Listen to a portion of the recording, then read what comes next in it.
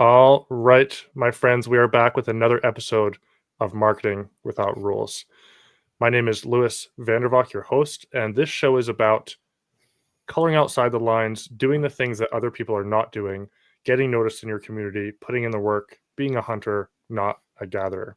My guest today is Adam Hummel of Grade A Holloway, a personality and force in his local area, and we're going to chat about that today.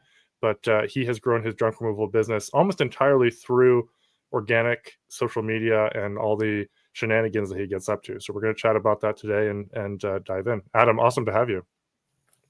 Louis, thanks so much. I appreciate the invite. Honestly, it's great to see your work, and I love seeing the chat and some of the groups that we're in. And yeah, great to be here.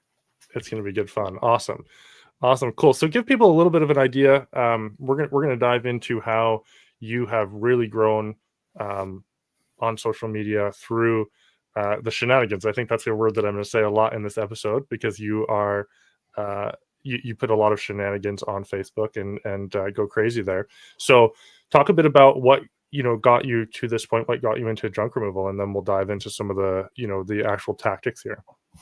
Yeah. So it was 2017. I just moved to Florida with my wife, and I had the opportunity to work at College Hunks Hauling Junk and Moving in Tampa, Florida, in Ybor City, with Nick and Omar, and it was awesome. Like, it was a really cool atmosphere. I mean, it was fun, and I only worked at the office, so I was never boots on the ground. I didn't really know how any of it really worked. I mean, I knew pricing nationwide. I knew how, all of it was all different, and knew all the services that were offered. But when it came down to the actual grind of it, not a clue.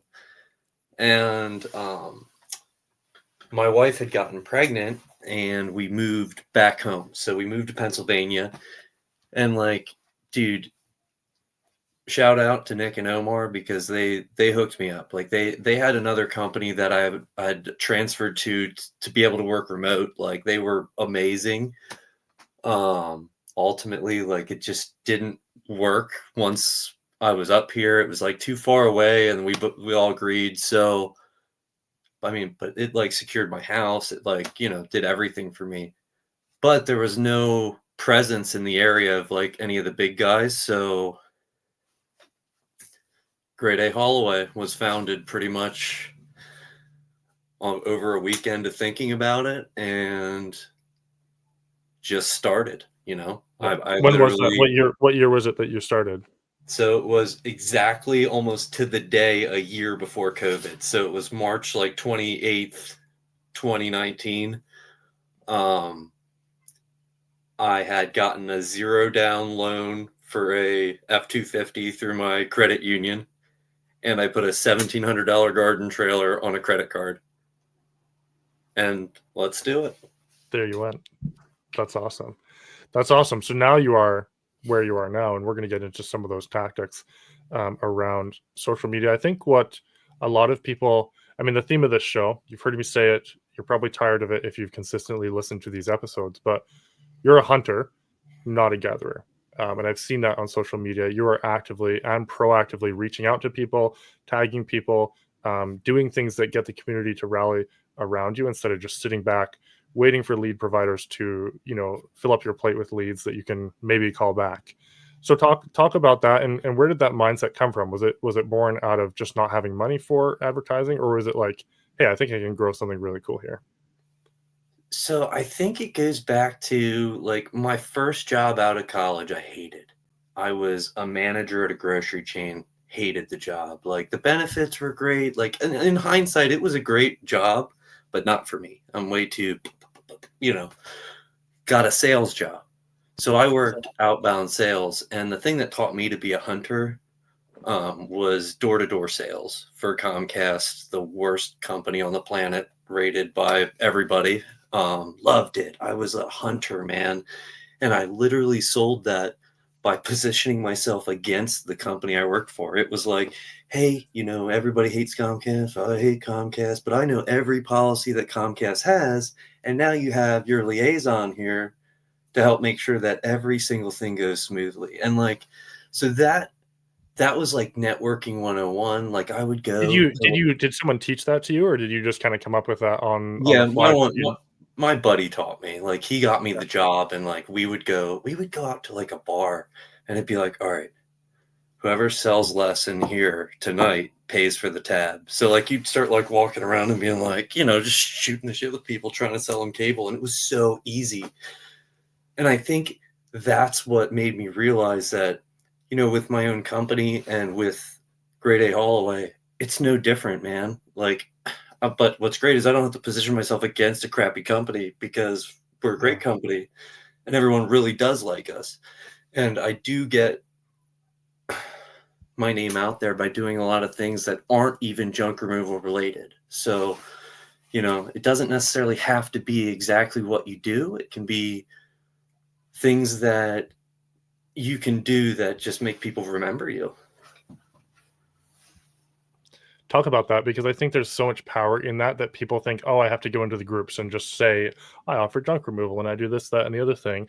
When, like you said, it doesn't have to be about junk removal. Can you talk, Yeah, like pull the yeah. curtain back, as if we're like teaching someone from day one how to do it? Yeah, so you as a junk removal owner have one of the most unique positions on the planet, okay? In that you get to pick up so much really reusable, sometimes basically brand new stuff and do with it however you want, okay? And you can throw it all away if you want to. You can.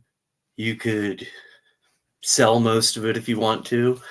I do some of that. That's great. But man, to be in a position to gift a complete stranger something that most people just wish they could give their relative.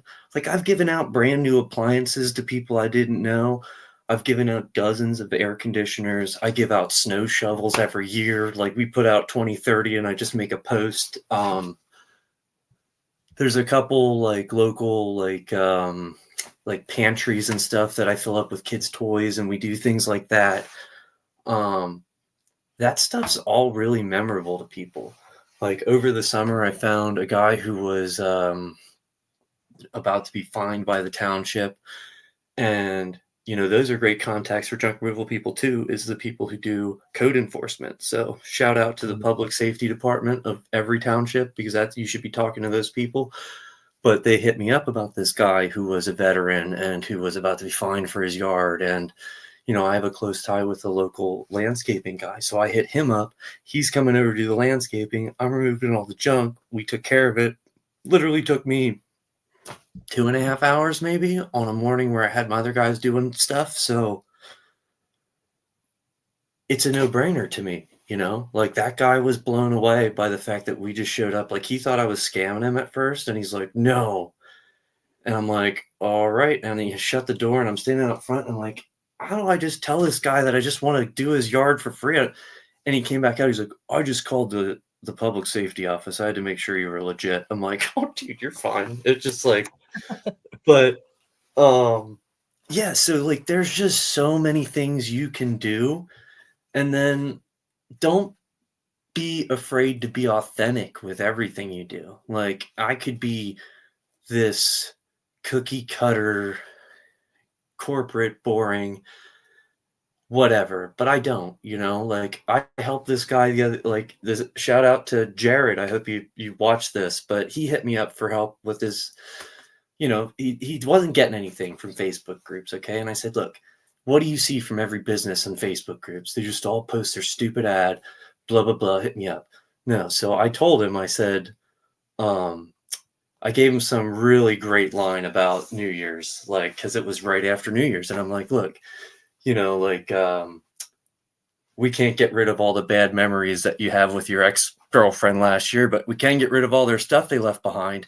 And he said, he literally messaged me today and he said it got over 1 million impressions. And it's like, Wow. that's the stuff. People love it. Like, you can be cheeky and fun, and people remember that. I always call all the people in those groups my unpaid soldiers because they're like ridiculous. They like assault people with my name. They're like, who should we use for junk removal? And it's like, Adam, grade A. But then it's like, it like warms my heart because like I don't pay for Google ads or Facebook ads, you know what I mean? So it's like that is how that works. And these guys get frustrated, okay, in these Facebook groups because they get beat out, okay? And that's the truth. On those posts that I get tagged in, I almost never get that job, okay? Never. And that's because some bottom feeder messaged them a better price than I could ever give them. But Yep. what it does do is it gives you that presence in that group that has 30, 40, 50,000 people. And when those other people in that group look at that post, they see my name 20 times. And then when they need it, they don't make a post. They just hit me up directly, and that bottom feeder never has a chance. So I don't really bid against a whole lot of people, truthfully, on most jobs, like very occasionally. But most of the time, if I show up, I'm doing it. Yep. And Oh, that's such a good point, Adam. I'd never really thought about that before like that. So I get, obviously you see me in the groups and I get tagged as well for websites and SEO, that sort of stuff. Almost never do I get the person who posted as a client. I don't know if I ever have, but the people, I usually get 4 or 5 messages around people tagging me. So if someone will see me tagged and then reach out directly, and those are the people that we get a percentage of them as clients. But that brand awareness is just incredibly powerful. I've seen you posting pictures. I'm in a couple of groups I think that are in your local area, and that machine that you've built. I heard the term from a mastermind actually that trains this for business owners, and the concept is become the person that gets tagged. Build your machine, build your business as the one that is the go-to in your area, and you've done a really good job with that.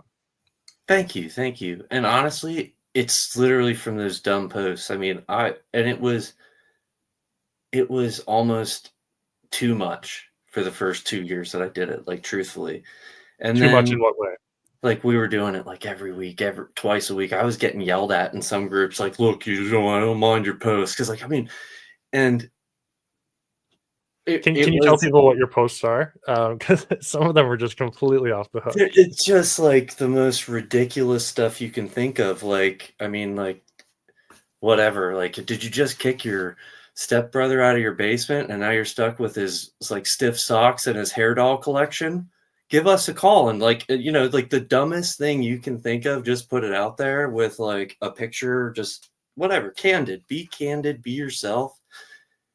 And most There's people laugh also about it. yeah, they definitely make you laugh. There's also a ton of pictures that I've seen where you, and this is applicable directly to junk removal, but if you're not in junk removal and you're listening to this live or on the podcast, this principle applies to any business.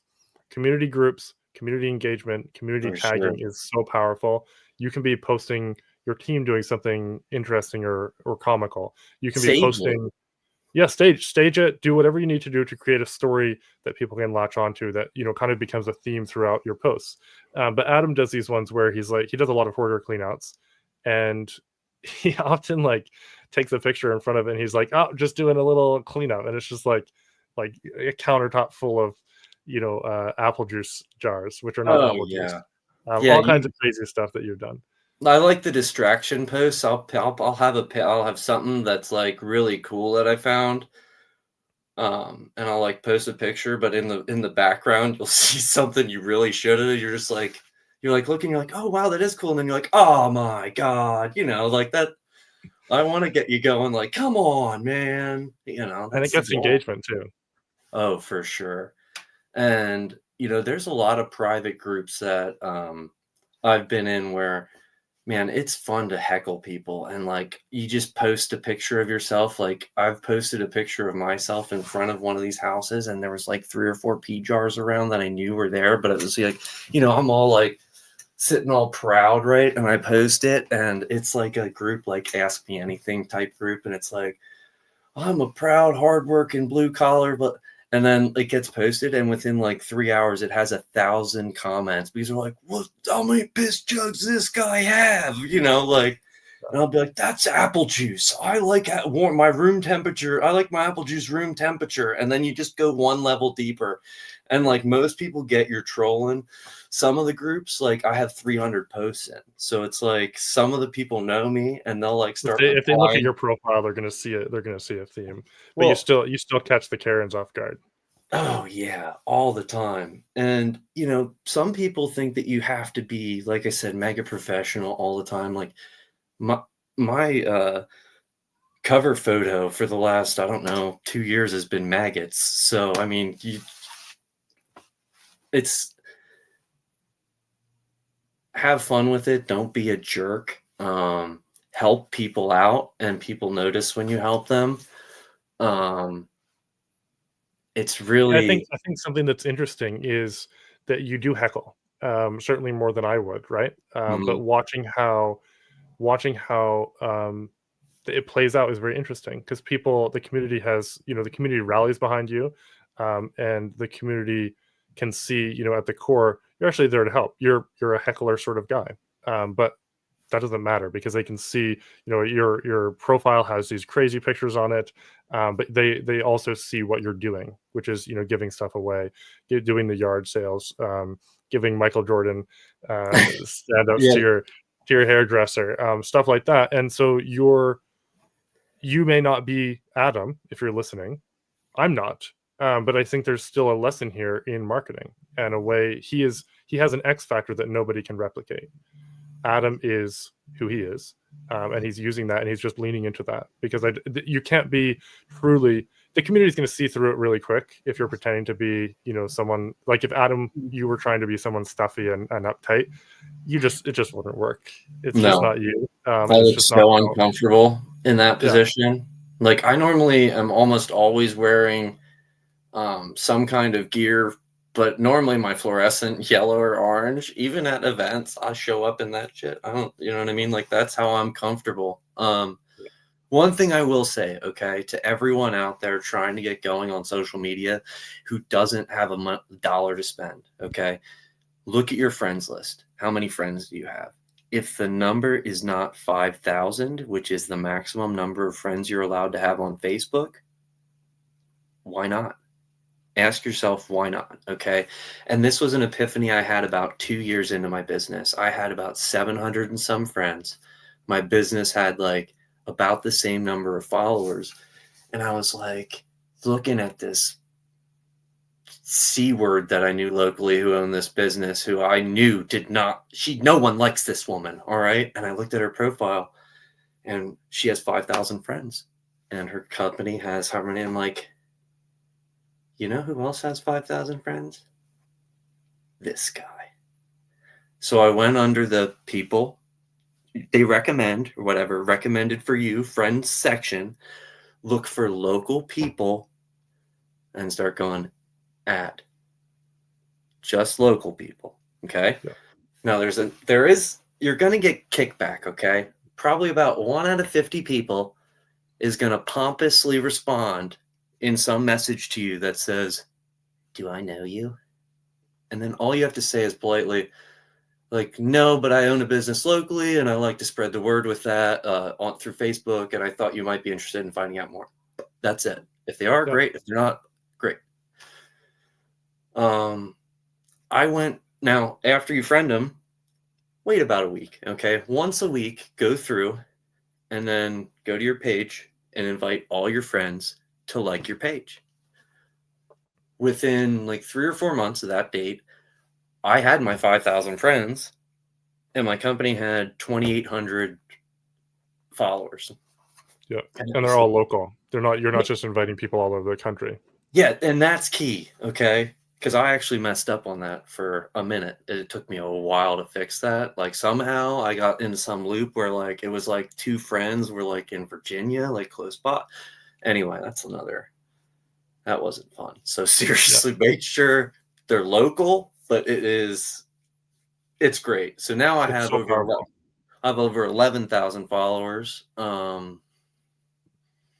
So here's something that you didn't quite articulate, and you probably know, but I'm going to articulate for those listening. If you've got the 5,000 friends, there's people that are going to continue friending you, but they can only follow at that point. So you can't add them back, but they're still followers. And then Exactly. Yeah. when you post in groups, those people tend to see your stuff more than if they weren't connected to you in as a follower or a friend. And so now everything you post in the community groups has more reach. So they like or comment on it, which then leads to driving it up to the feed, which leads to more people seeing it. So it's this continual loop that feeds itself as you start to get more traction. Yeah, absolutely. It's really it's cool. It's free. It takes Yeah. effort, and it's continual effort. And that's the thing is I think a lot of people get disheartened or think that they made a few posts and they didn't really get any responses. Like, How many times are you posting a day on your profile, your business page, and community groups? yeah, and then how many community groups? Because that's the other thing is it's like my town is not very big, okay? Like technically the town I live in is like 3,000 people, but in the county that I live in, there's like 170,000 people. Um, and man, if you start going from town to town in that county and you find that there's like, well, there's 4 groups in this little town and there's 5 groups, and like there's like 30 or 40 groups in Yeah. this town. Now, like there's a couple that are really good and you'll figure out which ones those are and which ones have the best moderators and which ones, you'll figure that out. Yeah. But don't limit yourself to a few because you are limiting yourself for sure. So let's say someone has never done this before. What sorts of groups should they be looking for? So you're gonna search like yard sale groups. You're gonna search happenings groups, like event based groups. You're gonna search business marketing based groups. You'll search real estate investor groups. You can search like property management style groups. But yeah, I mean, the groups are endless. I mean, half of you guys are probably in some of the junk removal groups we're in. There's like thousands of people in there, and it's like I never thought when I started this that I would find groups like that. And then it's like, wow, Yeah, it's, that's it's super powerful. We did that too when we were starting integrity junk removal.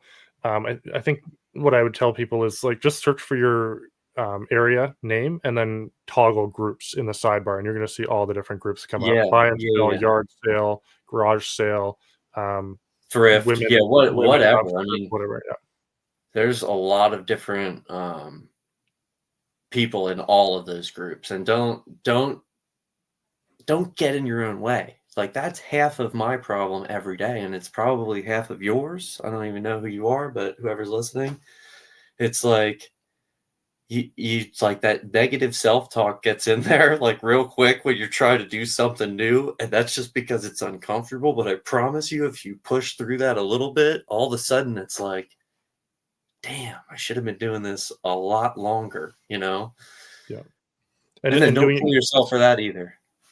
Yeah, and the consistency matters too. I want to pivot a bit to you mentioned the guy that you helped with your landscaper friend, Yeah. and the word has skipped my brain. But who, public officer, public safety? What did you Yeah, call it? so, it's normally, that guy is a code enforcer, okay, Code and he enforcement. works for the public safety department. That's normally the it might be public works, in your area, but find those people because those guys are the boots on the ground. The other cool thing is they've gotten me, introduced to, like, all the local city cops. They all know me because like I go and I board up houses now too for the township. Like when in the city when they have issues, they'll board up a house to be condemned or when they boot someone out. And they'll call me and then I just bill them. It's like they don't even ask any questions. It's super simple.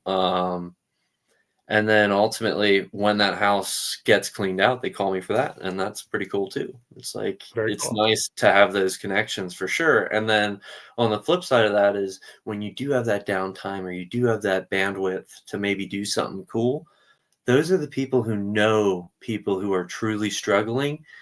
Um, because really a lot of those people that are struggling are kind of the thorns in these people's side, you know what I mean? And like, even if they're the sweetest old lady, if their backyard looks like shit and this code enforcer is catching a wrath of shit about it, you know, like they're gonna have to find this old lady.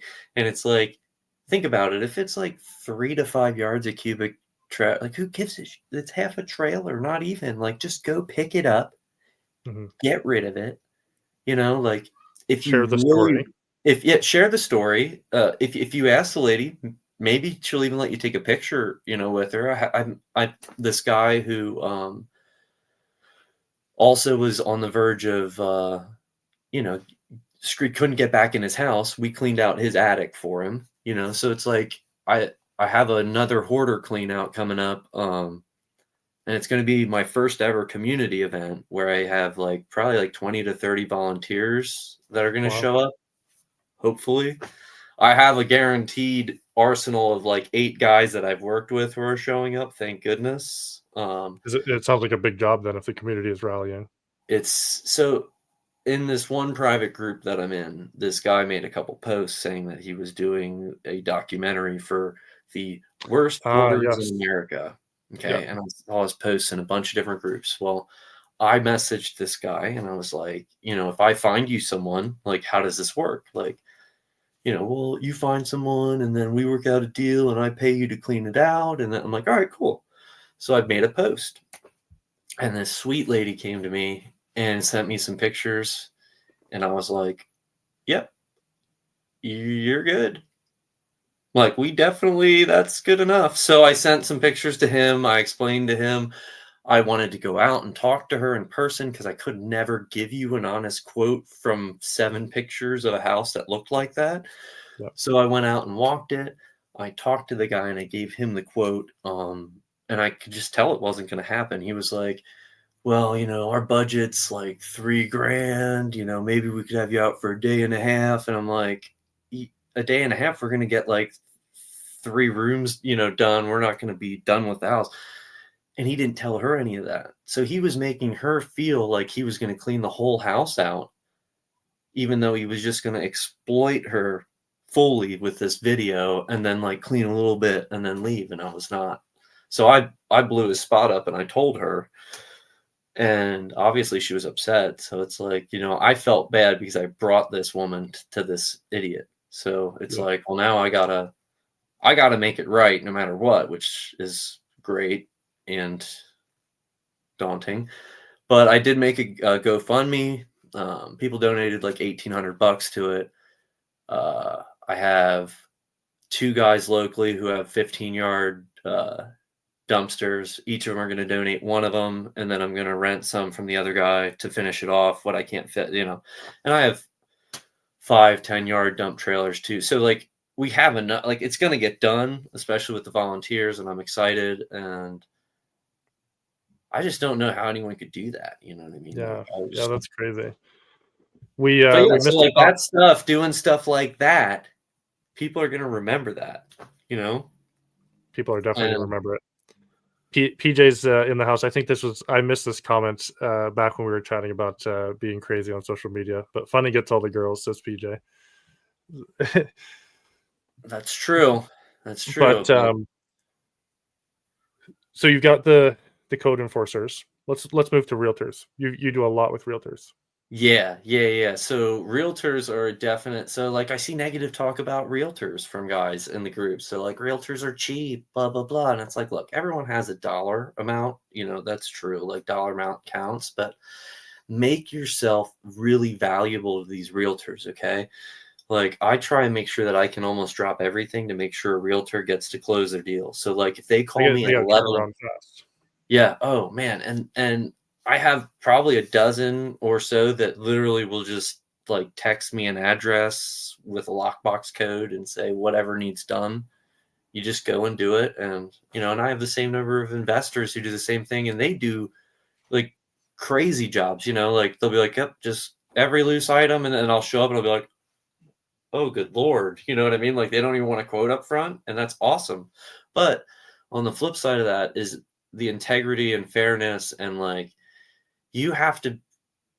I quote those emergency jobs pretty much the same as I quote everything. Okay. And it's based off of logistics. Okay. So like if I'm not driving far and it's already in my town and whatever, I don't care if you called me same day and I'm there 15 minutes later. If I'm able to rearrange a schedule, and those realtors, God, they appreciate it. Okay. Like there have been at least a dozen in the past year that I've done where it was same day of closing, like the seller. And a lot of times it's the buyer's agent. So you're not even like helping their client necessarily. You're helping their client close on a house because some other buddy's client screwed the pooch. Yeah. And it'll be like, hey, we close at 2. It's 11. I know you're not gonna be able to get it done, but like, here's the pictures. Can you do it and make sure it's done today? So then it's like, yeah, you can tell them I will have it done today by 4 or whatever. And then they still get to close at 2, knowing that the problem's going to be solved. The problem does get solved. And they're like the happiest people, man. Like, and They just got their commission check.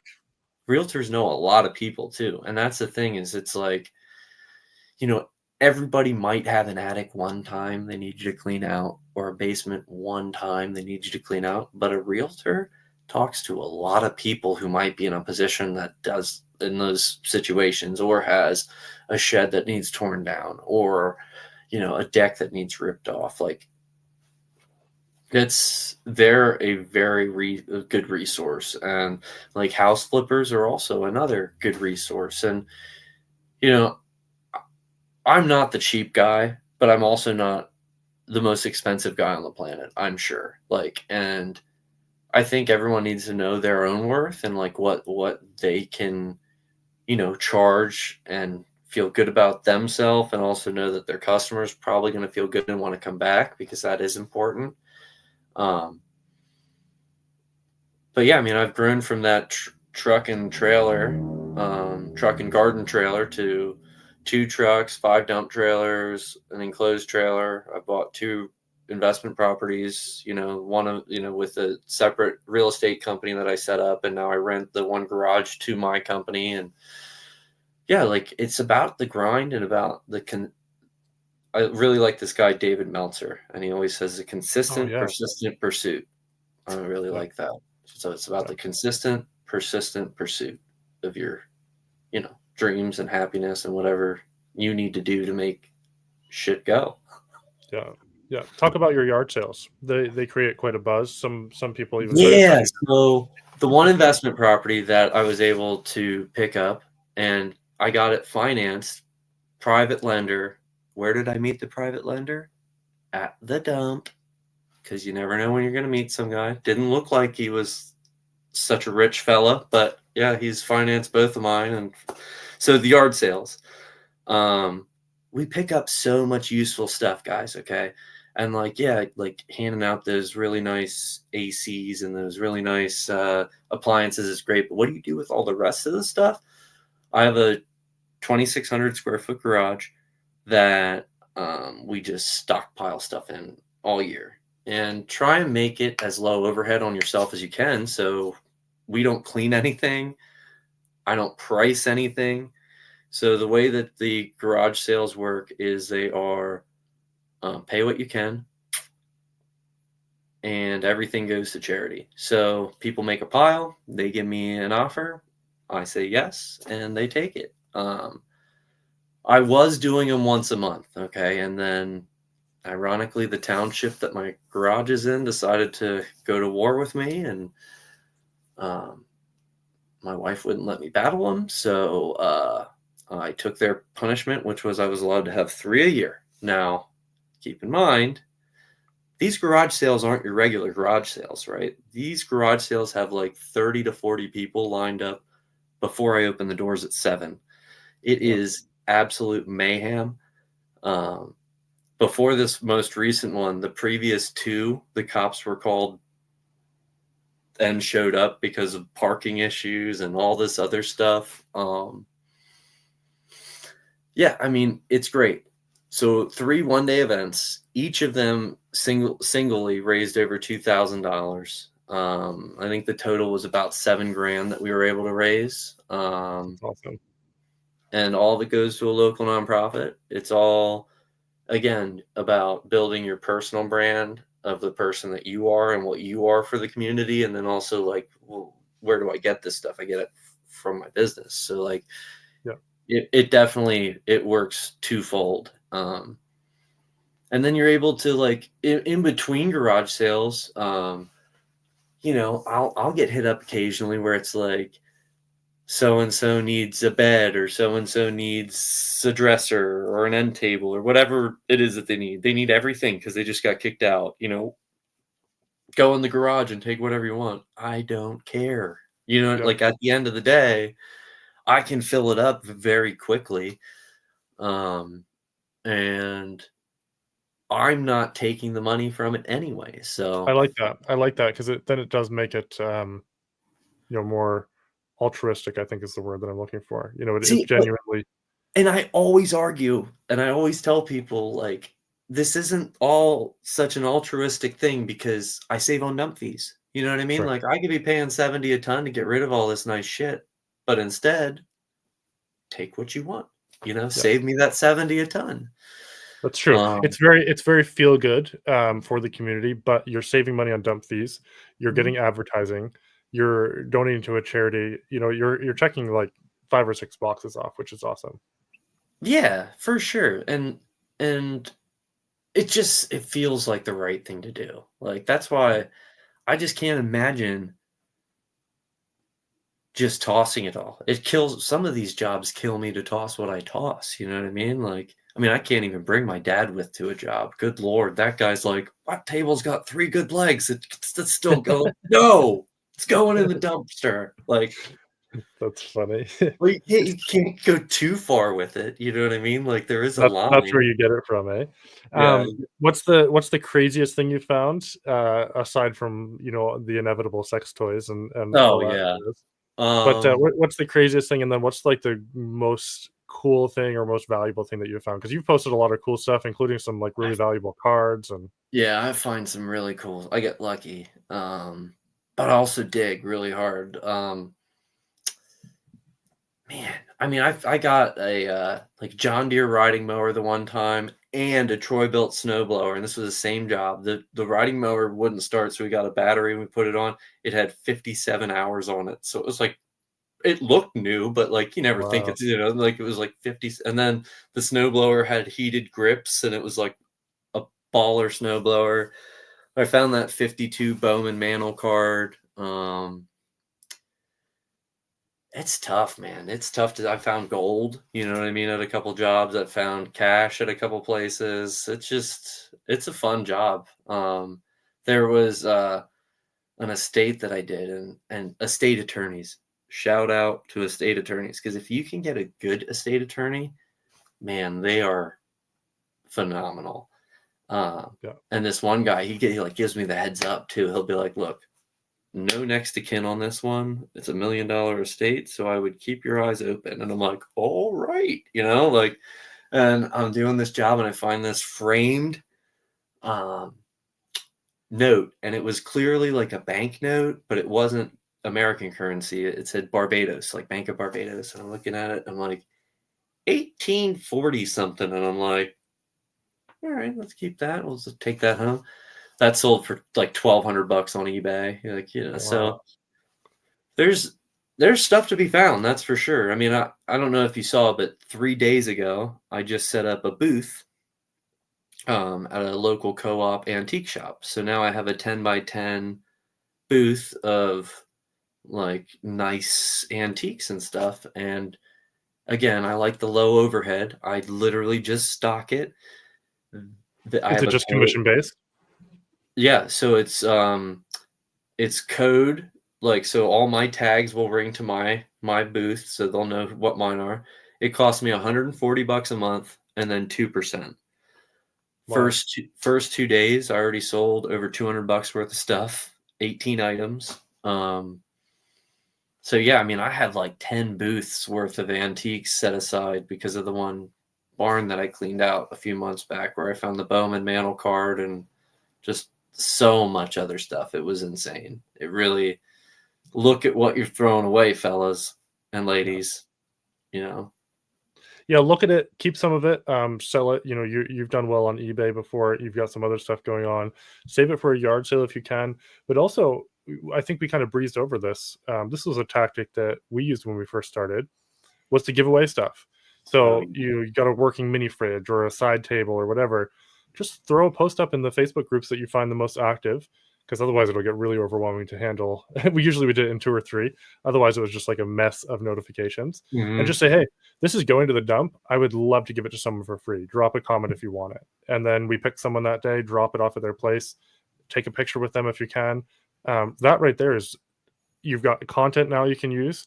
You've saved on dump fees, and now you've got like 200, 300 people in the groups that all wanted that thing, that saw your name, saw your company, which is it's just a win all around. So I know you're doing that, but I wanted to highlight that as well. Yeah, yeah, it definitely is.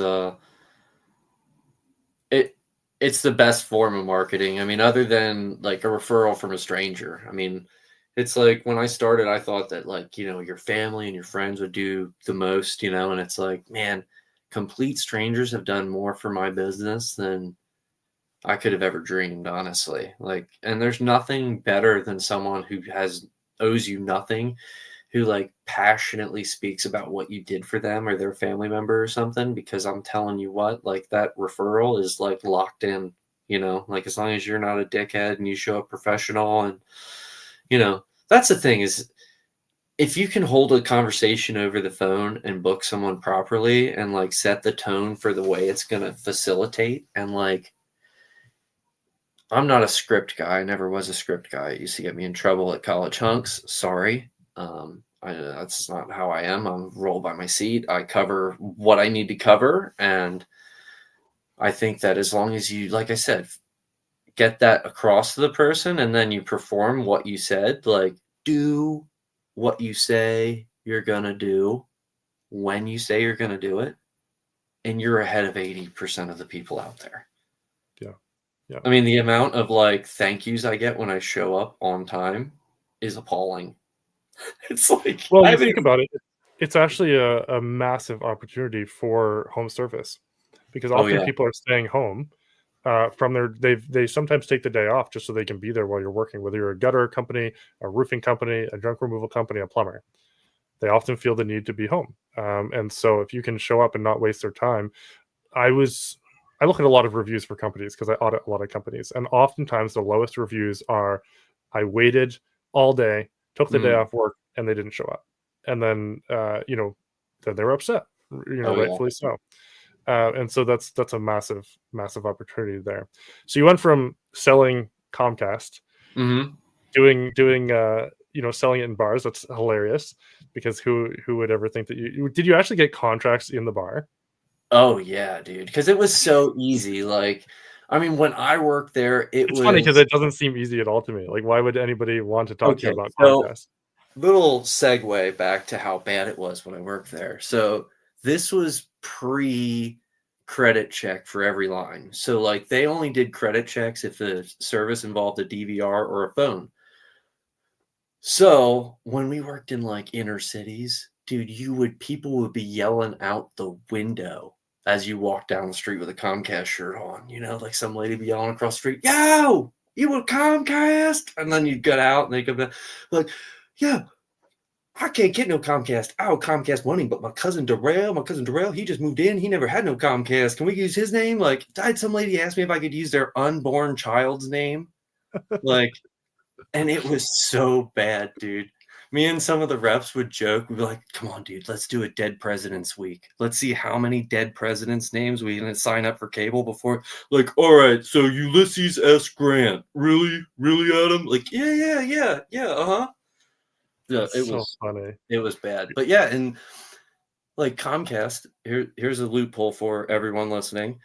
If you have a different last name than your spouse, you can call up and cancel. Same day, have your spouse call up to do a self-install kit. Walk in there, get brand new service at a brand new rate. I just saved you $100 a month. My Cash App is Junk Genie. So That's the advice we didn't know we were coming to get on tonight's absolutely. podcast. That's funny. So you go from that to, doing what you're doing now. What's it look like looking forward? What's got you excited? And then we'll circle back to, if you were to start again, what would you do differently? Well, so I think what's got me excited is I'm finally at a point where I just feel like super comfortable.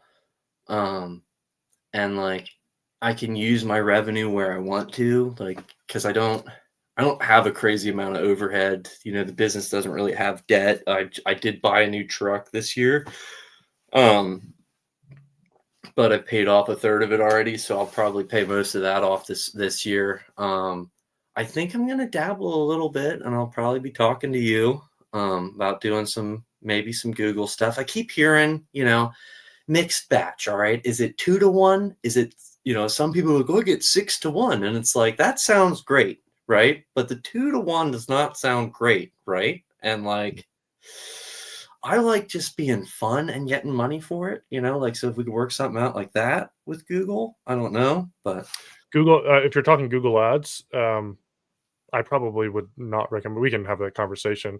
yeah, we're gonna But have to have. So I might dabble in some more advertising to try and grow a little bit more. yeah, Um, but with like the with what organic grow has been good, you know what I mean? So it's like it's hard to hate on it, like I'm a little, envious when I look around and I see some of these guys like just crazy growing. But then I also like I know the reality of the world is like, where is everything going? And like if everything just shits the bed and just goes like this, I know I'm good. And that's the thing that I like is like I have such low overhead that even if like there's still gonna be stuff to do, right? And I could compete with some of those bottom feeders where some of these guys who drive NPRs and have $1,000 truck payments and, they're crazy, they can't do that. They're screwed. Like if they're paying all these Google ads due on top of it and everything else, like, and everything just plummets, you're done, So it's like, I've enjoyed the slow grow and, I don't you know know, what I like think. You know what I would do if I were you, Adam? yeah. I wouldn't do Google Ads. I would leverage what you're already doing and then just put some fuel behind it. Yeah, So so, like, I on would, Facebook, find the posts that do well, and then target those. and then do them. One thing that I did, um, now I'm not a Facebook ads expert, but what I did and have done, with a couple companies is, with integrity, every week I would take the best performing post organically, and then I would boost it. And then Okay, every week I would boost a post for 2 or 3 weeks, for $50 to $100 per week. So I always had like 3 posts in rotation because every week I'm doing another one that layers on top. nice. And then you're basically just elevating and boosting something that already got traction organically. I think that would just give you more reach to what you're already doing without having to reinvent the strategy. Because Google Ads, you're going in cold, right? People I don't know would you. literally be the coldest of the cold. Yeah, but you've got all these comments on Facebook already Yeah, on the thing that you've boosted. So now yeah. it's not it's like, people have way more likelihood of engaging, or at least like seeing some brand recognition of what you're doing. Yeah, and even if I just get them on my personal page, then, down the road, and that's why I brought up the friends thing to begin with, is it's like every single one of those local people that you friend, that accept your friends, that see your posts, like that's a potential customer, that's a potential referral. Do some of this nice stuff. And I've gotten referrals from people who were like, well, so and so said to use you. She said she never used you before, but she sees all the nice stuff you do. Like Yeah. literally that's so amazing to hear, and it feels so great to know that like people like do care, you know what I mean? And like I do think that if you do it enough, it's like, and then on the converse of that is like you mentioned, like I heckle people, like I am a little bit of a spitfire sometimes. So like sometimes I get a little ignorant, all right? Like I apologize, but people understand my passion because they see the nice stuff I do. Does it make it right? No, but like I use it to my Well, advantage. here's something interesting that I've watched with you. I wouldn't have had you on the podcast if you were just a heckler, because Yeah. I don't I don't really vibe with people that are just heckling. But I've seen you go incredibly hard after someone who you were really passionate about what they were doing in the community and that you thought it was wrong. And then I've also seen you come back that same day and be like, "Hey guys, sorry, I got the wrong message. I was uninformed, on what the story was." and you leave both posts up and you keep rocking. And people see that stuff. You know, you're Well, human that and sucks, you're dude. accountable. Yeah, I mean, I try and be authentic, you know, and it's like I got information that so and so did something and it was like an identical account and it made Yep. sense to me and it was like, wow, that's shitty. And then it turned out that wasn't them. So yeah, I mean, I think you have to own your mistakes too. You know what I mean? Like I do think that people vibe with that, you know, like they Yeah. get it. No one's What perfect. And what you see pretend is what you get with you. I mean, I've worked with you. I've communicated with you over the past few years, and what you see is what you get with you. People can see that. I go back to don't try to be something that you're not. If you are a really uncomfortable person on video, then be that person and just go do the videos. If you're comfortable and I mean, I've leaned into dad jokes because that's an X factor that I feel comfortable with. I think they're funny, and so that's something that I've leaned into. You've leaned into taking pictures with apple juice containers. yeah. Those are things that people they see and they're like, oh, Adam's a funny guy. They see that, they see the community posts, they see your passion for the community. We all mess up, but if we own that, that's a huge thing. Now, going back to when you started, what would you do differently? Well, I trying to pinpoint one thing I think would be tough. I think that when I started, I didn't fully understand who my customers were going to be. Okay, so like I thought I was going to be doing a lot of single item pickups, and I would be getting a lot of random calls, you know. And it's like just because you buy a truck and a trailer, and you have, like that's not how it works, you know. So then I thought it was going to be like, oh, I'm going to be going around to these apartment complexes and those people are going to be the people that, so it was like, I think that I was throwing a lot of darts out, not knowing what would stick. And like, fortunately, I'm too stubborn and like bullheaded to stop. So eventually, like, I got enough traction with what I did that, like, things started to stick and people started to be like, this guy ain't going away, like he's not going anywhere. This is what he's going to do. I was able to run the company for 9 months without having to take any type of pay. So that helped. At the time, I had gotten another local job that was very like remote, and I could essentially facilitate that job at a bare minimum that I wasn't getting fired and getting paid while I did this. So shout out to Bathfitter. I love it. Yeah. I love it. That's awesome. Well, man, this has been fun. It's cool to kind of go behind the scenes. If you guys are watching, if you're in junk removal or not in junk removal, I think that this concept applies across the board. Marketing is marketing, and you can often take a concept that works in another industry. I actually am lining up some, people from all different industries because Nice. for the podcast, because I think that other industries may be doing something that we haven't even thought of in junk removal or plumbing or whatever industry we're stuck in. But you just have to be interesting and get attention.